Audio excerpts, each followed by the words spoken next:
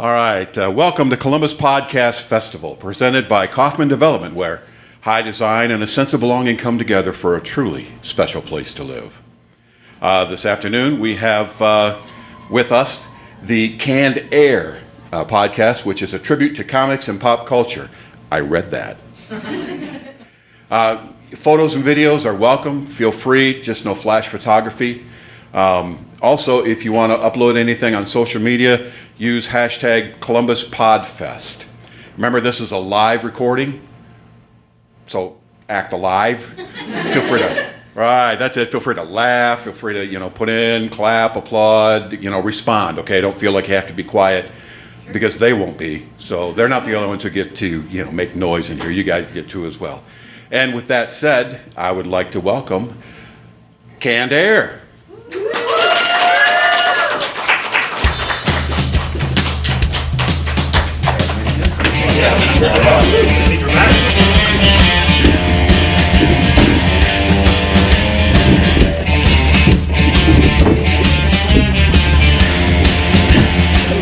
Hello, everyone. I gotta say, there are more people here than I expected to show up. Fully 8 more. That's fully 8 more. No, thanks everyone for coming out. This is the very first live episode we've ever done, so nerves are running a little high, but bear with us. I think we're going to get through this together. Agreed. We are the Canned Air Podcast, as Man and Sign have already told you.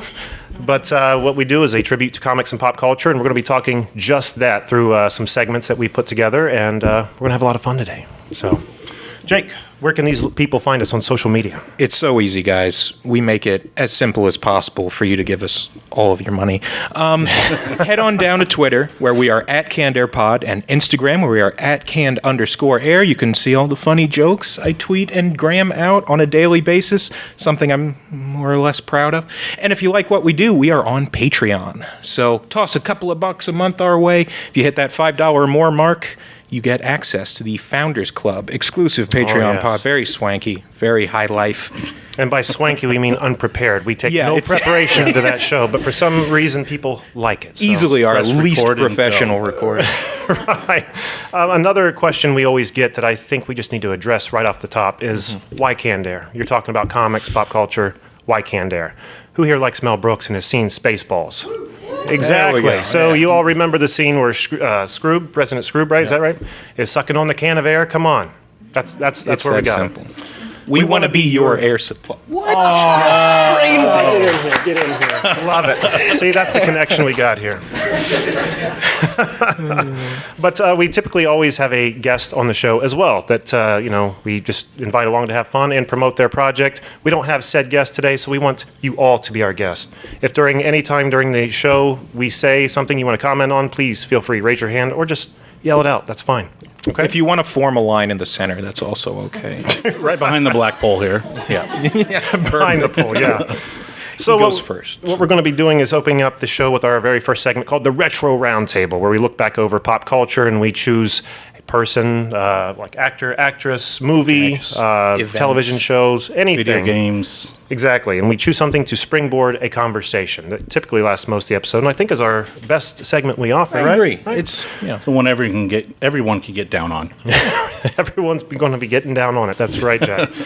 But what we're going to be doing for this one is looking back over the month of May in pop culture history. Significant events that have happened in May, we're just going to talk about right here with you. And I think when talking nerd culture and talking May, something comes on everyone's mind. There it is. Yeah, May the 4th be with you. Thank you so much. There's no dancing around it. You just got to barrel straight. I'm glad she said that, not something else to make me look like it. Thank you so much. You're awesome. Oh, Margaret Thatcher's birthday. That's my favorite. But yes, May the 4th be with you. It was this month in 1977 that the original Star Wars was released. So, gentlemen, I thought we could open this show up talking about Star Wars. Where do we begin? Let's do. I was thinking one thing that always comes up on the show is Star Wars fatigue. Ever since Disney has acquired Star Wars, too much Star Wars. Am I wrong in this? It's the definition of a first world problem. We've got so much of a good thing that we're getting tired of. It's like eating cake for breakfast, lunch, and dinner every day. You know objectively you're so lucky, but God, can't we have something a little different one year? I think I would be excited about Solo right now if we didn't have too much Star Wars, right? Yeah. Right? Yeah. And don't get me wrong, I want to see it, but I'm in no hurry. Isn't it out? Didn't it already come out? Was it yesterday or? No, the tickets are on sale. It's coming out pretty soon. Okay, I was wrong. Excuse It's me. It like happened getting from time to back time. from Disney World and your parents are like, we're going to Universal. I'm like, that's awesome, but just give me a few days to even out. I don't know. Excuse me, I'm getting the phone out here, not because I don't care about you guys, but just because we have to keep an eye on time, you know? Make sure we space out these segments accordingly. What about The Last Jedi? I mean, this was something that when it came out really took the wind out of my sails for Star Wars. The word divisive comes to mind. And I know it can be a hot button topic to talk about sometimes because some people absolutely love The Last Jedi. Did anyone in here love it? Yeah. I need to turn my attention to you two then. What was so great about it? Why did you love it? I mean, at the very least, the awesome moment at the end when she just had all the rocks floating in the distance. Sure. That was nice. Sense for a lot of other reasons. It was awesome to see. A lot of redeemable qualities. The child would be like, ah! Yeah.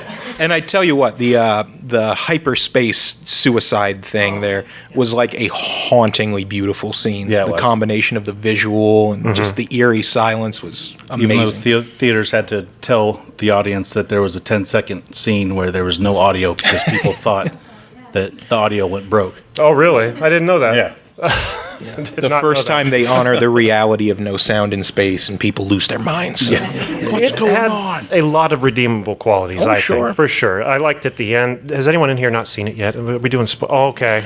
See, I don't want to Shame spoil on this you. for you guys. Well, damn. It's vague enough that she'll still enjoy it. Yeah. Oh, crap, man, the pressure's on now. One thing about the Star Wars movies, for all these years, it's been at its core about a family, about the Skywalker family, right? Ruining the galaxy. Ruining the galaxy, correct, yes. But this last one seemed to really divert away from that. I'm sorry, I hope that's not too much of a spoiler. Okay, cool. And to you over there, I'm sorry. Are you crying? Okay, no. Okay. He ruined it for me. There is a restroom just to the left if you need a moment. You know, for my understanding is that after the 9 movies are finished, that's going to complete this arc and that they are going to start a whole nother main story arc. I don't know if anyone else has heard that or not. I take it you haven't. They're going to... Exactly. There's too much we're having to swallow right now. I'm sorry, Jack, you were saying. The new one's going to be based on the Resistance. Like with any of the same characters from the... I don't know. I just saw a title and didn't go much farther. into it. Yeah. There you have it. We're going to see it. I mean, as much as we sit here and bitch about That's the Star thing. Wars, we're going to go It's- see all of them, right? When push comes to shove, they already have our money. If there was like some kind of Star Wars loyalty program, we'd have the little numbers punched out already and we'd be getting our free sandwiches. I don't know, man. Like, every Star Wars movie up until Solo, I've been all about until Last Jedi. And it was just, we left so... It burned me. What's the word? Disappointed, Underwhelmed, obviously. I Underwhelmed, think, thank is- you. But Really pleasing. Yeah, Very much sure. so. That's all I really like. how about when Laura, oh, see... And the T-Rex. Let's not forget the Mormon part. Oh, no. Right. But just the fact that they're trying to divert away from the Skywalker story is And that's- just a kick in the stomach for me. Like it's brave, and like from an artistic sort of directorial standpoint, I understand the motivation to challenge your viewers, right? That's the phrase that gets thrown around, I think, in the critical circles. It's a very challenging Star Wars movie. But they didn't sell it that way. They sold it as a Star Wars film. And you Sure. come into a movie like that with a certain set of expectations. And it's not that it didn't meet them, it's that it had this near fanatical need to subvert them. Exactly. Thematically, Yes, for everything sure. came down to break the cycle, buck the trends, all of this. And yet, watching the movie, all I can think is, no, you didn't break the cycle. You reset it with characters no one's particularly interested in. You know, Yeah. I get the mission statement. Yeah. Yes. Well, I feel like you mentioned like the Skywalker family and how that's the core of the series, which I totally agree with. And you mentioned the characters no one's particularly invested in. I feel like they had a really good opportunity with Rey to connect her in sort of an adoptive Oh, yeah. way, Yeah. a surrogate father figure in Luke, obviously. Sure. But everyone was hoping for it too. And then That's what I loved about it. It told everyone, screw you, you were all wrong. But you can't make a movie around that. You can't make a movie around I that. feel like you could do that to an extent. Like there are a lot of really great like mentor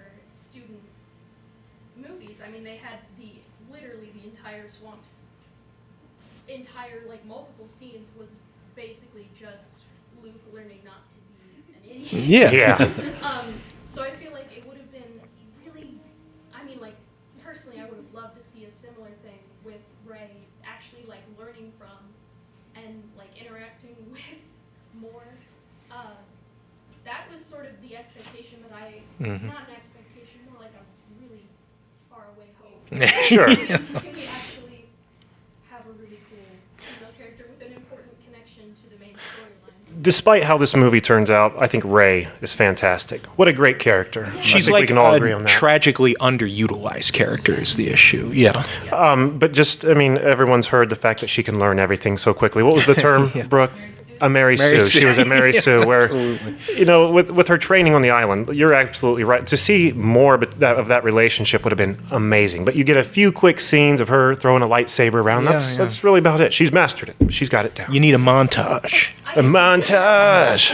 Also learns things really quickly. I mean, he's a sharp kid, but we believe it because there are those like important, like emotional connections. I feel like with the other characters. So you're like, oh, he learned this because it was important to the relationship with like other characters, A, and B, like just the movement in general. Whereas Rey, I don't really feel that as much with her. It's like, we need to learn this thing, sort of grind her character, get her to like level 20 before she takes it off. Right, sure. And you can kind of forgive it with Kylo because his theme is that he's so powerful and that he can't even wield his own capability.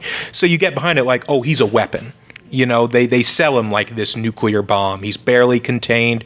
Every time something goes wrong, he obliterates something expensive. You know, you don't want to be his subordinate because he needs to choke people to unconsciousness to relieve tension. But Just love how blatant they were with him saying exactly what the director's thinking the whole movie. Kill the past, destroy it if you have to. Right. You know, that was and then pretty they much. don't. You know, Well, I mean, they got rid of the Skywalker storyline, and that could have gone, like you were saying, in a more interesting way, but it didn't. You know, I mean, what if somebody was taking on the next installment of Lord of the Rings and telling us that everything that came before didn't matter? I mean, get this: it's 2018. It's set in Brooklyn. Yeah. You get 6 dudes find a ring. Going back to Rey. hey, yo, Frodo. Yeah. Going back to Rey, her last name's Mary Sue. No, it's an expression. She's a bit of a Mary Sue, someone that is able to master something right away. She's got Are you just messing with me here? No, I have Okay, I've never heard that term before. She's got plot armor, right? I'm gonna overuse She's it now. invulnerable because the story needs it. We find in episode 9 the whole time it was Rey Mary Sue Skywalker. What? What was that? Oh, there's a script there's following. Another thing I hated was the fact that Disney is making its presence known in our Star Wars movies. You know, they're also behind the Marvel movies we all love so much, but they do a great job They've got a of very keeping themselves hands-off away from it. approach, The yeah. only thing you see is that credit crawl at the end, at the very end, a Star Wars a Walt Disney production. Right. But in The Last Jedi, the Canto Bite scene. Damn it. I don't want to spoil this. No, you have done nothing wrong. I should have prepared for you. There is a That's my scar fault, on not my you. heart that reads Canto Bite. And There are two moments in that scene that I'm not going to mention, but are straight rip-offs out of like Disney movies. There was like something out of like Beauty and the Beast, maybe 2 things that were sure. straight out of Beauty and the Beast. In There's that some casino scene. unforgivably Disney thematic moments that make you stop and go, there's no way that just happened. And Right. sure enough. Right, and yeah. Putting Mickey in it for one was the worst. Yeah, I think that was a ballsy move, don't get me wrong, but Right, for sure. Anything else on The Last Jedi before we move on? From the audience, nothing? It was No? great. No, that was a go-ahead gesture. Go ahead. Perfect. Wonderful. I'm sorry, I only caught half of the go-ahead gesture. Okay. And not to say that we hated the movie. You know, we're Yeah, sitting here making it sound like, oh, we hated the trash. No, it was good. It was entertaining. I've watched it since I've seen it in the theater. But bad pizza is still pizza. exactly. Exactly.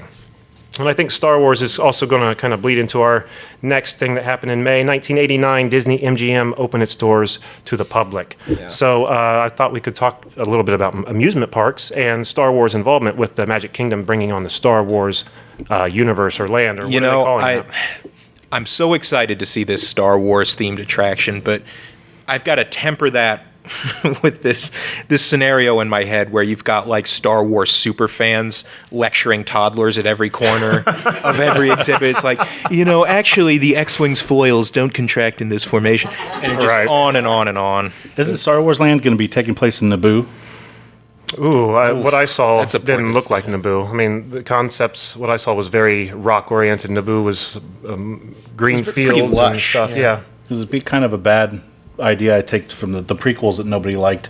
Oh, And no, model no, the no. whole Star Wars Land after that. No, it looked like a landing, like a cargo bay for the Millennium Falcon, cool. at least the main area where that ride is going to be. And that ride is going to be awesome. It's going to make me sick as hell, but it's going to be awesome. This is literally only related to the prequels. Would you guys like to hear my Star Wars crime? Oh, yes, absolutely. Why not? Please. The first movie I saw was the first of the prequels.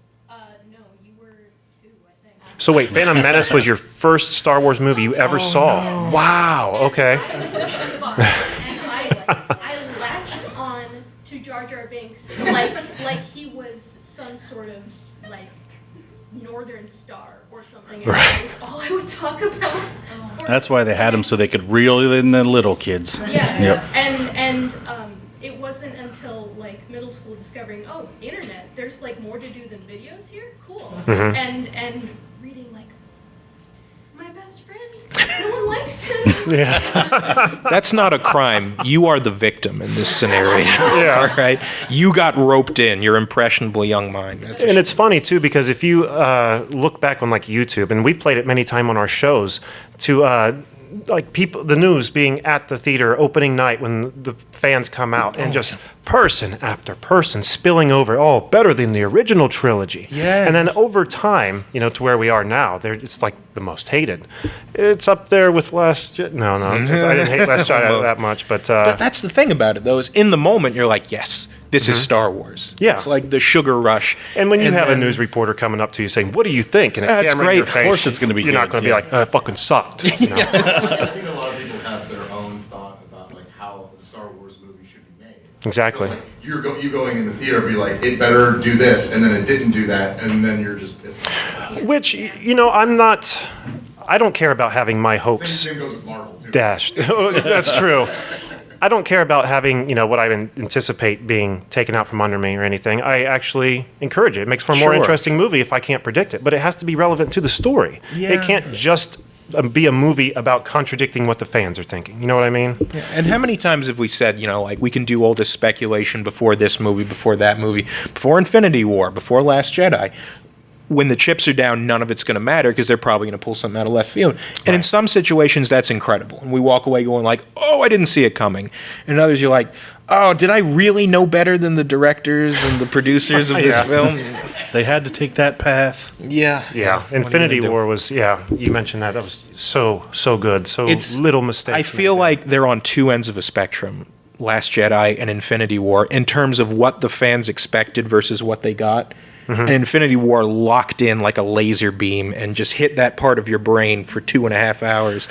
Last Jedi was trying to skirt around. It's like, what about these cool concepts? And you're like, Right. no, I want Star Wars. And it's just, it doesn't work. Just sprayed with the machine gun all over. I think we'll hit Right. something good somewhere. Seriously. The scattergun approach, everybody's favorite. That's where the money is.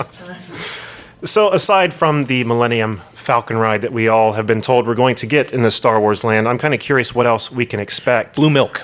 Oh my God. Oh, Kind of leads exactly into what I was going to say. I'm hoping there's an adult section like the cantina with Where you all can the drink it. aliens drinking and stuff. I hope the Straight from the dispenser is walrus exactly from the teat of the monster. Oh, no. That'll be amazing. You have to milk your own blue milk. Bring your own. Jack. You can buy a bottle. Animatronic versions of the aliens playing the theater. Oh, Exactly. That'd be Wouldn't that awesome. be so cool? what a misstep if they didn't. Yeah. I'd be upset. What if they make a hotel where the beds are actually what was it that Luke got inside? Oh, Oh, yeah, like the Bacta tank or something. Han Solo, the carbonite. Oh, doesn't make for a Carbonite, comfortable night yeah. of sleep. Just You too can be Bunch of killed. stiff people walking around. as long as they don't play the same dun dun dun dun dun dun, dun in the I cantina hope they extend the 24/7. loop a little bit. I would sue if they didn't. Oh, they're going to play it. Yeah. Say by the time you leave the canteen because of that song, y'all didn't do it right. It's Right. the Star Wars equivalent of the Small World ride. Yeah. But if you're in there with a guest and you're a friend and you're having a drink and about 20 minutes in you're like, okay, But then an hour later, like it'll come back around. yeah, Just give it a second. right, They'll exactly. pipe that same music through all of Star Wars land, so everyone will be walking around, dun, dun, dun, dun, dun, dun. Everyone in lockstep. In unison at that. Right. Another thing that I know excites Jake and I pretty much about amusement parks are the gift shops. Oh, yeah. I can't imagine how awesome the gift shop is going to be. That's going to be Star the Wars place land. to get things to make your friends jealous about. I'm a huge Simpsons small fan. fortune. And when we went to the Universal Springfield, it was cool to do the ride, eat it. It was cool to eat at Krusty Burger. It was horrible food. I don't know if they were trying just to be true to the show. Yeah. Awful. Don't eat there. Go to Cletus's Chicken Shack if you ever go. Much better food. And But- if you've been to Universal, I think we're all pretty much in agreement. Springfield is like the coolest part of that whole operation. Something about the charm and feel of that. Oh God, People would argue Harry Potter. that's a close second.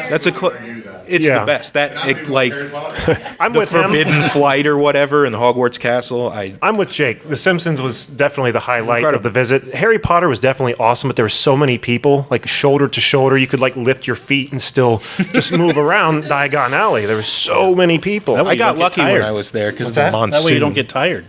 Yeah, it was a convenience. Just I just bend your didn't knees, it'll recognize. be like a conveyor. Anything else you guys think we might be able to expect out of a Star Wars themed amusement park?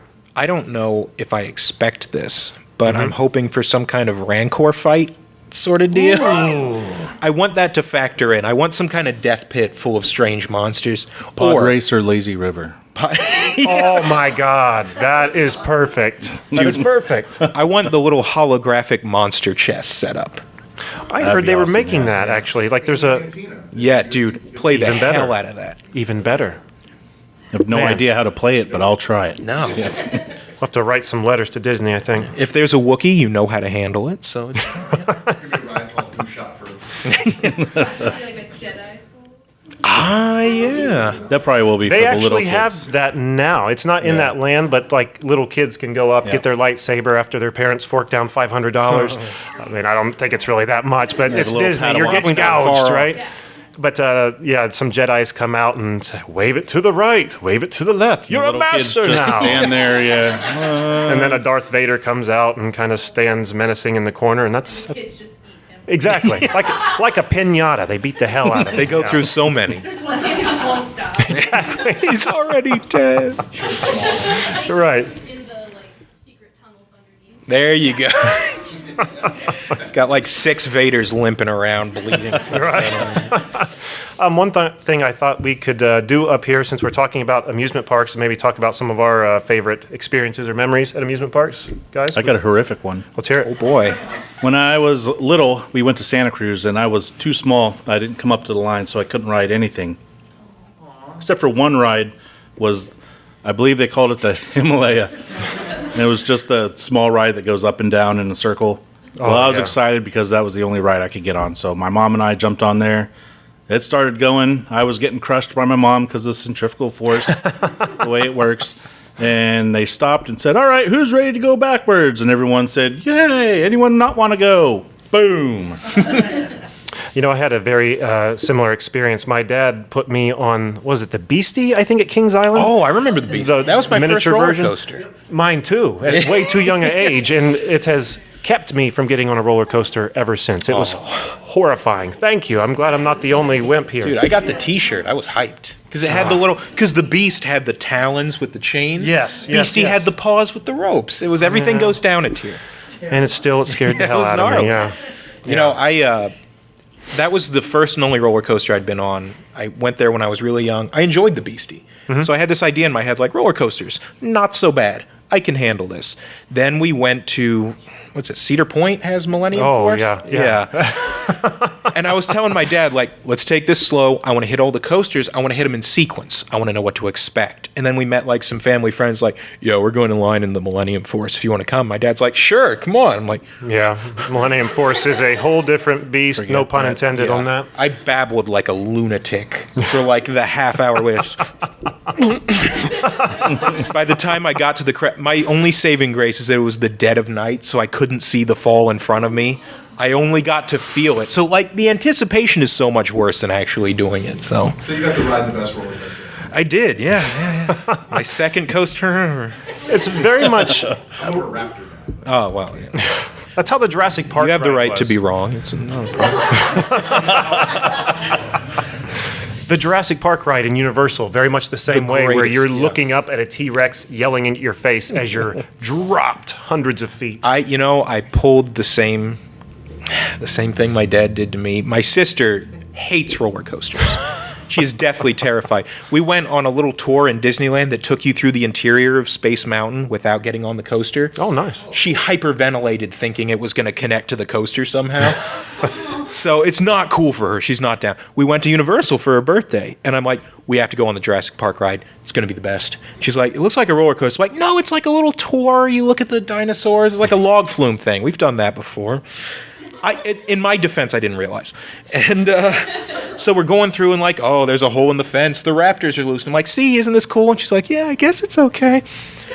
Then we got to the building with the strobe lights and the T-Rex, and the T-Rex is so cool. Oh, the way it's it amazing. looms over you and shrieks at Doesn't you. it kind of like lunge forward out of it's the like, darkness at you as well? because Like, you're cresting that hill, which I Right. didn't realize.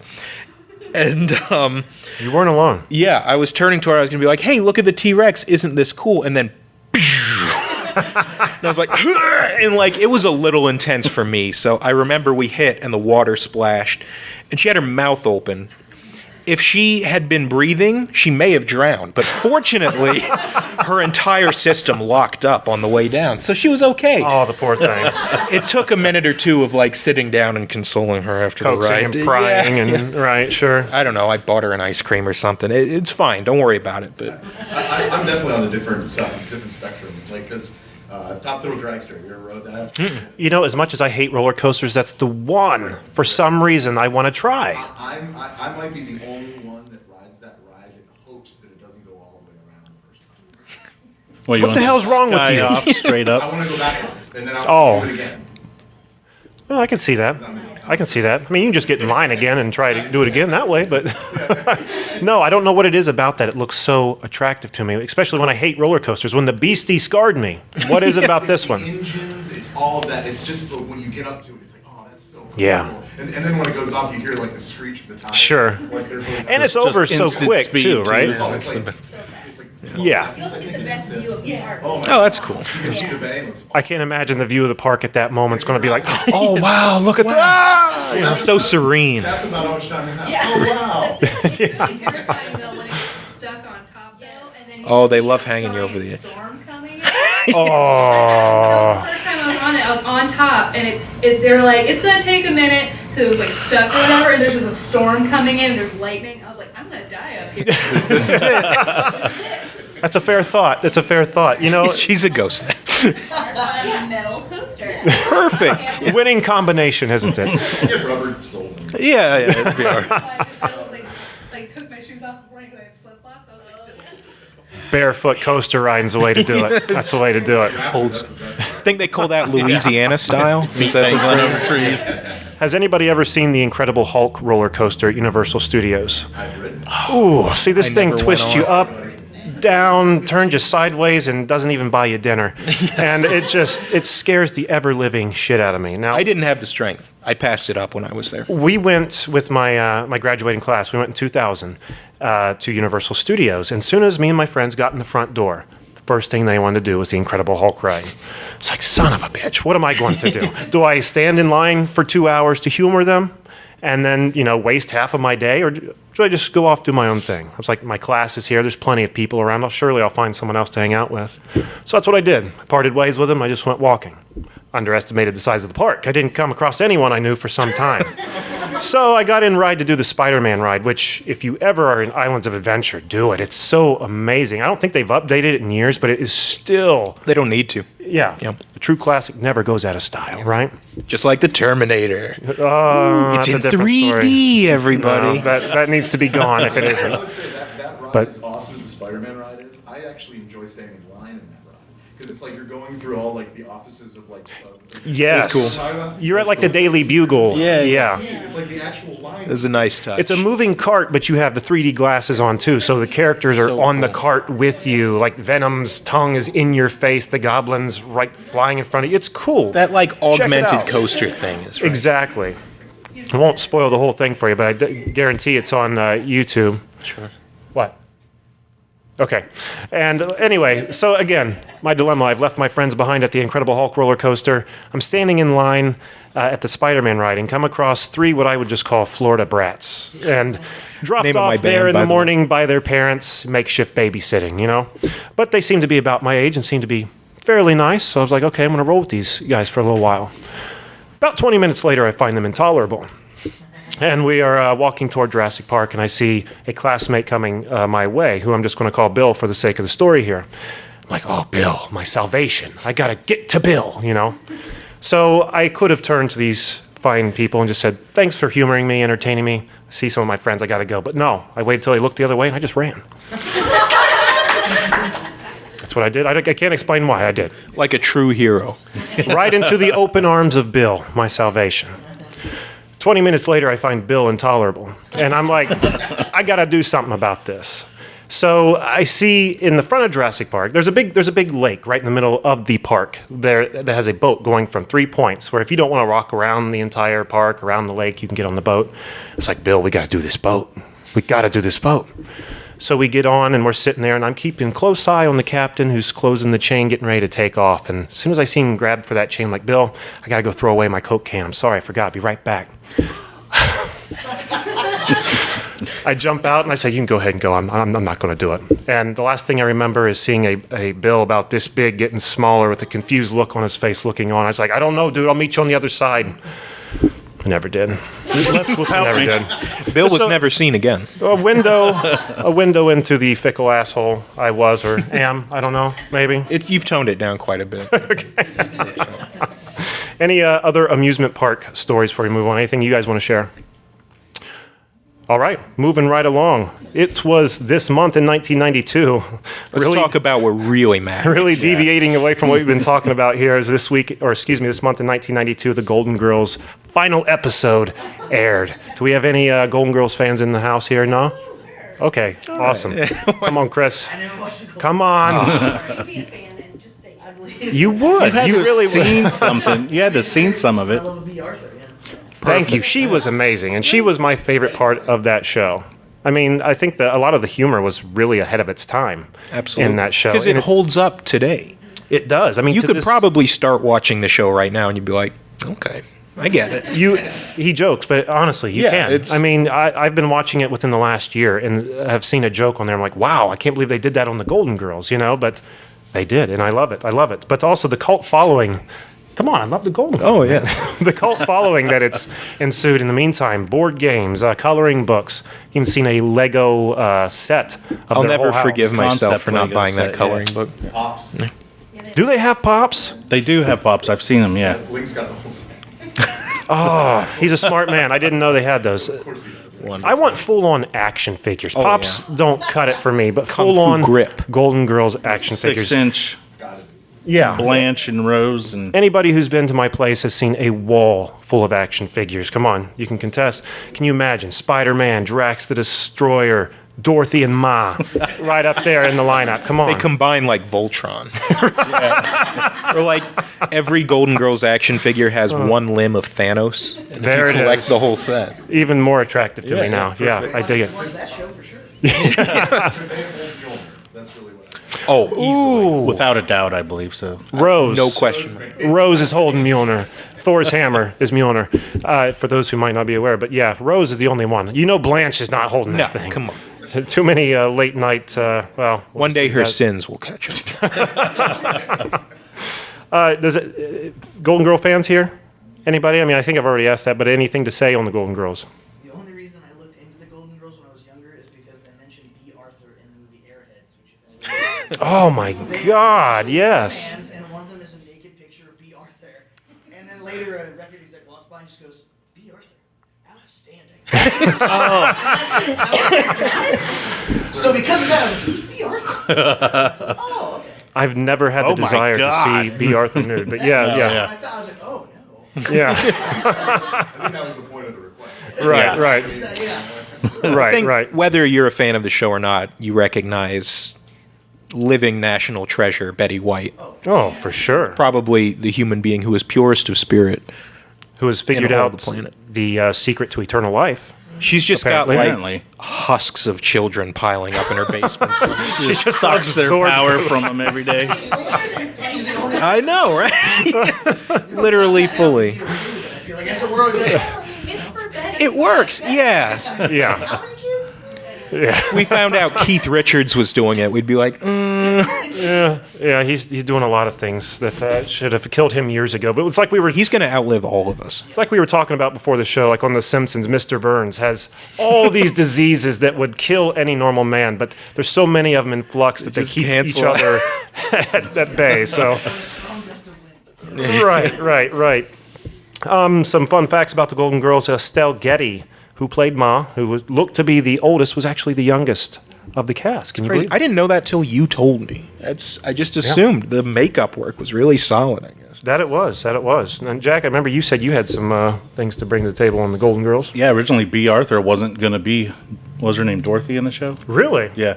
Yeah, because she was popular because of Maude, but nobody really loved her because of Maude and all the views. Yeah, that she had wasn't a in the likable show. character in Maude, was she? Kind of She was getting like kind of- Archie Bunker to play, I don't know, some lovable character. Right. Did they have any like runners up for who would have played? They had Dorothy? somebody else, but she dropped the F-bomb during her audition, so they were immediately like, nope. Would have Then she spiced the liked show up for improv. me, That would have in been my phenomenal. opinion. See one of the Golden Girls drop the F bomb over some cheesecake. A man can Also, dream. the Queen of England loved the Golden Girls. Go figure. Right. One thing I never understood about the Golden Girls was when the way the series ended. The last episode was Dorothy marrying Leslie Nielsen, and then the two of them whisking off to their happily ever after. But Was it Leslie Nielsen? it was Leslie Nielsen. I thought it was rest Stan, his but soul. it wasn't. It wasn't. I went back and looked. But I know too much about Golden Girls, don't I? Yeah, I think that's what this panel is accomplishing here. But no, she left her mom with Blanche and Rose. She didn't take her mother along with her. Here, take because- care of my very elderly mother for me. Yeah, I don't know if you guys ever heard of the spin-off to Golden Girls, Golden Palace. Does anyone here heard of Golden Palace? No. Featuring You have. Don Cheadle. Really? Yeah. Yes. Yes. A young, very young Don Cheadle. The premise of this show was Blanche, Rose, and Ma, who Blanche and Rose are now burdened with, are purchasing Her slow descent into dementia.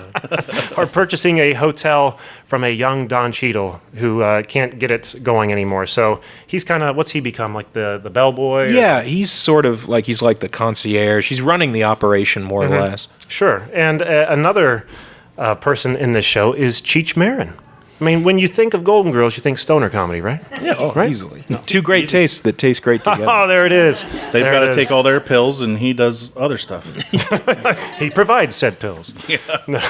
So check it out if you've never seen Golden Palace. Look on YouTube. It's worth looking into. If only because it's so bizarre. So to see bizarre those and got under so many people's radars, including my own. I didn't Yeah. find out until recently about that. So anyway, where are we at here? Oh, we're doing pretty chugging good. right along. Let's just jump right into talking about some comics, I guess. Here. Let's do it. Yeah. Another segment we do on the show is the Comic Vault, which kind of like a comic show and tell. We just go around talking about a comic we've read recently, and hope you guys like it. So, Now, mind you, at one point it was called the Comic Dunk Bin. Then we dump had a bin, not dump- dung bin. Did I'm you say sorry, dunk? the dump bin. Might as well have been called the dung I'm bin. nervous. And due to a little bit of a language barrier, we gave one of our guests the impression it was for bad comics only, and felt just terrible about it. So It was like, I really Is love this this poor- book. I don't want to dump on it, you know. And we were like, No. Dump. It's it was this guy straight from Italy. He's like, it's a very good comic. I'm like, no, it's sounded just like Mario. no. We like it. so now it's the Comic Vault, where you put valuable things. Yes, things you like. So, who would like to start? Okay, I'll start. Go ahead. No, the comic I have this week is a comic that I have brought to the show before several times, mainly to torment these two guys because it's just so freaking ridiculous. But it's called The Human Fly. And this is not to be confused with the Human Fly Spider-Man villain. This is a completely different entity. He is a stuntman. And what I guess is kind of appealing about this is he's very Adam West Batman-ish in this book, where everybody knows who the Human Fly is. If there's ever a problem, why, you call on the Human Fly. There's nothing he can't accomplish. The idea that he's a vigilante or like somehow operating outside the law is not even addressed. He's just, Human Fly? That's what's interesting about it. They're marketing him here as a superhero on top of a stuntman. But what I've gathered through reading these books is unless you're in peril at a Human Fly event, you're probably not going to get saved by the Human Fly. Getting mugged downtown, pray for Spider-Man to come. If he's jumping a school bus 3 blocks down, you're just going to have to endure a mugging. This is the guy come to help you. And boy, he's overcome some pretty big feats. As you can see here, he's diving off of the snowmobile that he's jumping over a gorge to tackle a grizzly bear about to attack a blind boy. Tell me that doesn't sound Adam West Batman, right? That ticks every box on the hero's checklist. Right. But the reason that I decided, this comic's coming home with me, is because across the top it says, the wildest superhero ever, because he's real. I thought, what's that mean? So I looked into it, and this guy really existed. The Human Fly really existed. It goes by the name Rick Roget. And I don't think he ever showed his face in public. He had a very kiss thing happening, I guess. Yeah. He was married to the character, Yes. Yeah. And he did some stunts. He did a few. His big thing was he was like the Canadian Evel Knievel, as you can see by his outfit here. Yeah. But all the white you see on his outfit in real life was very, very vibrant sequins. Tons. You got to have some brass balls to pull off a look like that. That you do. That's the biggest stunt of all, if you ask me. Making the sequins work. But you can look him up on YouTube and find interviews. He's been on talk shows. Again, these are from the late 70s. But he really had a distaste for Evel Knievel. Did not like this guy at all. So I started looking into it. One of the stunts he did was he strapped himself to the top of a 747 airplane that took off, circled around maybe 5 to 10 minutes just around the airport, and then landed again. When they landed, he was full of bruises and unconscious because they went through a sprinkling of rain. Now, at those speeds, that's going to mess somebody up, and mess him up it did. So a few weeks later after recovery, they did it again. Check the weather forecast this time, which seems like a solid. You would think you'd do that the every first time, but look, I don't organize. I'm not a these stuntman, events. so what do I know? Seriously. And the second time he did it successfully. Then for the stunt that I think ended his career, which I think was his big second stunt, was he was lining up a bunch of cars or buses or trucks, very much in the same fashion as Evel Knievel, but he added 1 or 2 more cars just to stick it to him a little bit. Yeah, exactly. Well, he cleared them, but when he landed, he went sideways and hit all kinds of people and things he should not have hit. And it really messed him up. And I think that's what made him walk away from the stunt profession. But looking on the inside of this comic here, right across the top, this guy's origins are in tragedy. In one night in 1971, on a lonely North Carolina highway, a head-on car crash cost a young driver his family and very nearly his life. Hardly a bone in his body remained unbroken. Doctors were sure that he would never move again, but he triumphed over his disability and went on to become the wildest superhero of all, the Human Fly. So he's basically kick-ass. That's my point. Yeah. That's exactly what I'm getting at. I feel like he's the inspiration for Kick-Ass. The dude was reconstructed with metal rods, wire, and can now take a beating and is now a stuntman. That's a hell of an origin story. When you've endured so much physical trauma, you just can't feel it anymore. But anyway, that's really all I have on the Human Fly. I just found the backstory very interesting. Look it up on YouTube. Check him out. He's definitely something to burn some minutes if you're bored. But Human Fly. That Human Fly Evel Knievel. It's like the best rivalry that one person was not aware of in the rivalry. That's exactly what it was, too. The Human who? Who's this? Oh, is he Canadian? Look, I got some stuff to do. But that's my comic, so who would like to go next? I'll go next. I was about to say, Jack, why don't you take this one? But if you want to be an Oh, thanks, Jake. I'll go ahead and go. Anyone heard of the music group Starset? They're a local band. They're from Columbus. No. They're so good, nobody knows about them. They are good. Yeah. They are very good, yes. They play music. Yeah. A couple months ago, we had the lead singer on our show. He wrote a novel called The Prox Transmissions that Marvel picked up and turned it into a graphic novel. And it's about a astronomer that he's down on his luck pretty much. His wife's trying to divorce him. He wakes up one day. Well, he got in trouble at the university he teaches at because he slept with one of his students. Apparently, that's a That'll faux do pas. it. That'll do it. But he wakes up one day in a bathroom, passed out, woke up, didn't know how he was in there. Guy was banging on the door, I need to use it, get out of here. So he gets up, tries to figure out what happened the nights before and how he got there. He ends up walking home to find out that somebody else lives in that house. They know who he is, and they said, no, you signed the lease over, a month ago. But you said that you would come over here and do this, so here's the note you left. So he opens up the note and it says to shave his head. So he goes into the bathroom, shaves his head, finds numbers tattooed on the side of his head. We've all been there. I was going to say, didn't you get that note? Yeah. That's He why I finds keep it. out, figures out that it's a location. So he ends up going to the local telescope. Arium. Yeah. Finds out that there is a transmission coming from space that is giving blueprints and pretty much telling them that they need to build this machine that's going to save the future, basically. Turns into a whole, I want to say it's like a Bourne identity where there's nobody you can trust. A big adventure, you get a bunch of people together. I don't know. It was a good read. It was a good read. We got to check it out when we had Dustin Bates, the lead singer and the creator of this book, on the show. But to accompany this story, the band Starset, the music loops in a lot with what you read here. Yep. And they assume characters on stage, I believe, right? Yeah. Kind of in the same fashion of like Daft Punk, where they have lights on their face and everything. They're really, really cool band. You should check them out. Yeah, the They're whole really band is into set the- up with spacesuits that I think they get on wires and fly around. The light show is incredible. They fly around. They've got an augmented reality set up at their concerts, which is interesting if you're looking through your They're phone. not concerts; they're demonstrations. Oh, I'm sorry. They're intergalactic transmissions. Basically, they're trying to spread the word of technology that it's evil and bad at the same time, and to use technology for actual good instead of selling it to the big corporations that will make all the money and make the poor people sad and lonely, basically, because they can't work with the technology. It's Right. Fusion energy instead of smartphones, I guess. yeah. You should check it out, though. It is a good book and a good band, a lot of solid music. You should go back to, I don't remember what episode it was in our catalog, but if you go into iTunes or something, type in Candair, Starset, you should be able to find it and find out what they're about. It was a great book, though. Good choice. And there was one. Then there was one. Go ahead and go, Jake. Guys, I want to talk to you about possibly the finest name for a comic I've ever seen. God Hates Astronauts. Hard to argue. What a Hard title. to argue. This, you know what? Let me let this little review blurb on the front say it all. This is from Jonathan Hickman of the Manhattan Projects. It says, I don't want to oversell what Ryan, the creator, has accomplished here, but I gave God Hates Astronauts to a blind man and he regained his sight.